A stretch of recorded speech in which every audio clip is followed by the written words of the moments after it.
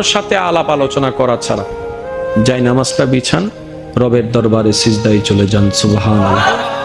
চোখটা বন্ধ করেন, চোখের পানি ছাড়তে থাকেন, মন হালকা হতে থাকবে, সিজদায় রবকে বলতে থাকেন, যা বলার বলতে থাকেন, যেভাবে বলার বলতে থাকেন।